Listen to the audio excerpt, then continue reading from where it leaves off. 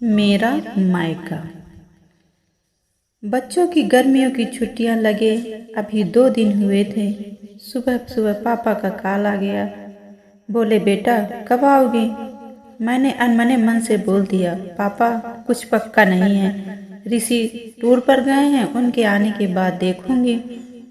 पापा की आवाज़ रुआसी हो गई। बोले बेटा तुम्हारी माँ नहीं है तो क्या हुआ, तुम्हारा मायका तो है और मैं तो हूँ। ऋषि से बात करो और जल्दी आ जाओ। मैं जी पापा के आगे कुछ बोल ही नहीं पाई। जब तक माँ थी उनसे रोज फोन पर ढेरों बातें करती थी।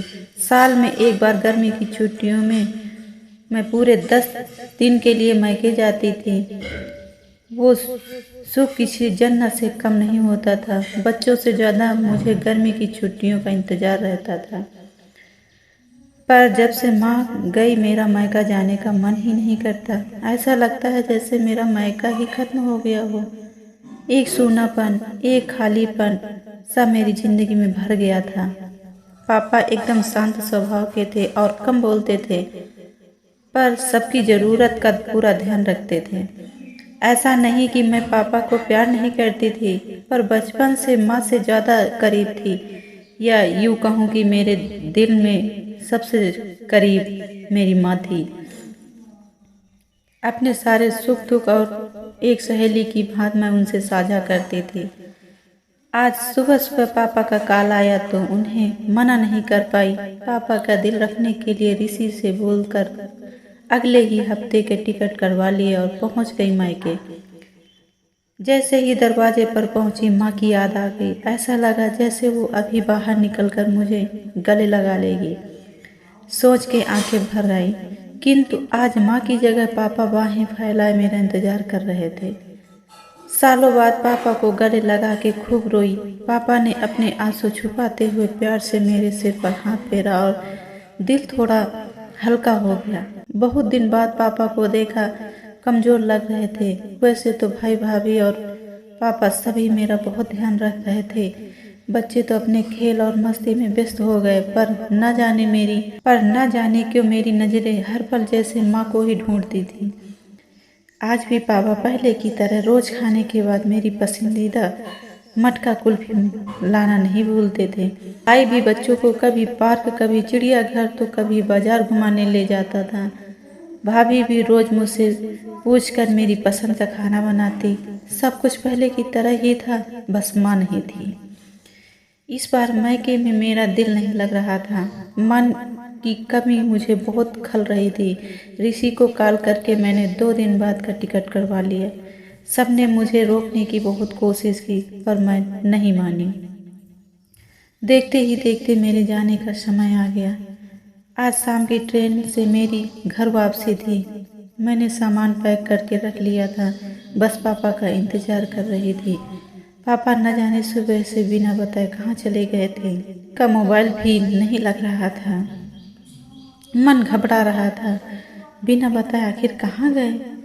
इधर मेरी ट्रेन का समय भी होता जा रहा था। समझ नहीं आ रहा था कि मैं क्या करूं। तभी पापा का कॉल आया। बोले गुड़िया तुम लोग स्टेशन पहुंच जाओ, मैं सीधे वहीं पहुंच जाता हूँ। हम लोग स्टेशन पहुंच गए। ट्रेन सही समय पर थी। पापा स्टेशन पर हमारा इंतजार कर रहे थे। उनके हाथ में एक बॉक्स था। उन्होंने मुझे देते हुए गले लगाया और बोले इसे ही लेने गया था, इसलिए देर हो गई, संभाल के रखो। मैंने आश्चर्यचकित होते हुए पूछा इसमें क्या है। पापा की आंखें भर आई। अपने आंसू पोंछते हुए बोले तुम्हारी माँ का प्यार। कुछ समझती तभी ट्रेन आ गई।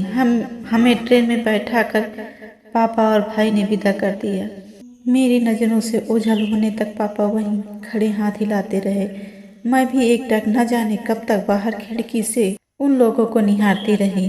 तभी बेटे ने आवाज़ दी और मेरे हाथों में एक चिट्ठी थामते हुए कहा मम्मी नाना जी ने ये आपके लिए दिया है। मैंने तुरंत चिट्ठी खोली।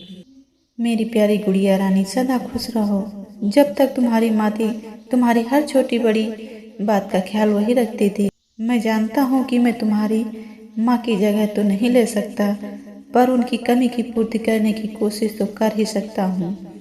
आज तुम्हारी माँ होती तो हमेशा की तरह अपने हाथों से तुम्हारे लिए बड़ी पापड़ अचार बना के साथ भेजती।